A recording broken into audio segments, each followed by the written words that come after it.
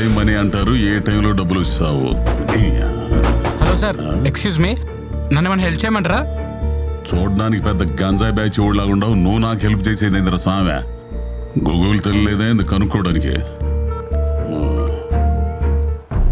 అమ్మా గూగుల్ తల్లే, ఇప్పుడు Karur Vysya bank customer care number చెప్పమ్మా.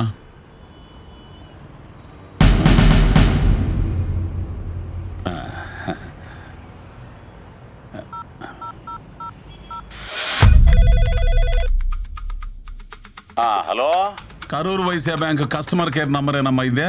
ఎస్ సార్, మేము కరూర్ వైశ్య బ్యాంక్ నుంచి మాట్లాడుతున్నాం, చెప్పండి. ఏం లేదమ్మా, ఇప్పుడు నా ఏటీఎం కార్డు పని చేయటం లేదు, కొంచెం చూసి చెబుతామా? మీరేం చింతించకండి, ఇప్పుడే నేను చెక్ చేసి చెప్తాను.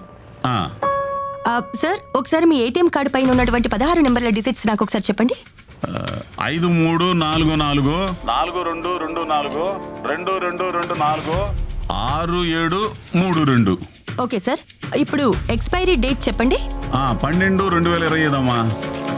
ఓకే సార్, ఇప్పుడు మీ కార్డు వెనకాల సివివి నెంబర్ అనేది ఒకటి ఉంటుంది, చెప్పండి. సివివి అంటే ఏందమ్మా? మీరు కార్డు తిప్పిన తర్వాత ఒక 3 నెంబర్లు ఉంటాయి, అవి చెప్పండి. ఉంది 994. ఇప్పుడు మీ నెంబర్కి ఒక 6 డిజిట్స్ కోడ్ అనేది వస్తుంది. వచ్చిందమ్మా. చెప్పండి. ఇది 612223 అమ్మా.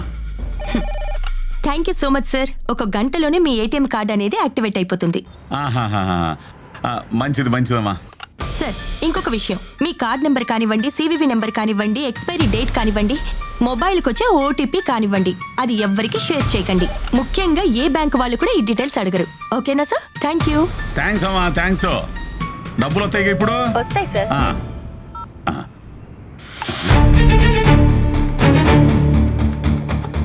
ఇదేంది, బ్యాంకులో నా అకౌంట్ నుంచి డబ్బులు కట్టిపోతున్నాయి.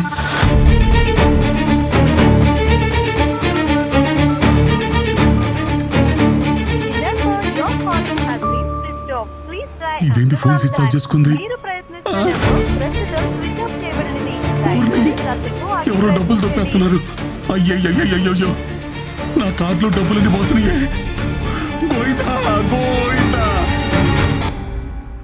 గూగుల్ లేదా ఇతర సెర్చ్ ఇంజిన్లో మీరు కస్టమర్ కేర్ నెంబర్ కోసం సెర్చ్ చేసినప్పుడు సైబర్ మోసగాళ్ళు ఫేక్ నెంబర్స్ని పెట్టి మీకేదో మంచి చేస్తున్నట్టుగా నమ్మించి మీ ఫోన్లో ఏపీకే ఫైల్ లేదా ఎనీ డెస్క్ వంటి రిమోట్ కంట్రోల్ యాప్స్ని మీ ఫోన్లో ఇన్స్టాల్ చేయించి మీ బ్యాంక్ ఖాతాలో డబ్బుల్ని కొట్టేస్తూ ఉంటారు. అంతేకాకుండా ఇన్సూరెన్స్ కంపెనీ అని చెప్తూ క్లెయిమ్స్ గురించి మాట్లాడుతున్నా అని చెప్పి అలా కూడా మీ డబ్బులు కొట్టేయడం జరుగుతూ ఉంటుంది. ఇంకా హోటల్స్, రెస్టారెంట్స్ రూమ్స్ బుక్ చేస్తున్నప్పుడు నకిలీ వెబ్సైట్స్ క్రియేట్ చేసి దాని ద్వారా కూడా మీ బ్యాంక్ ఖాతాలో నుంచి డబ్బులు కొట్టేయడం జరుగుతుంది.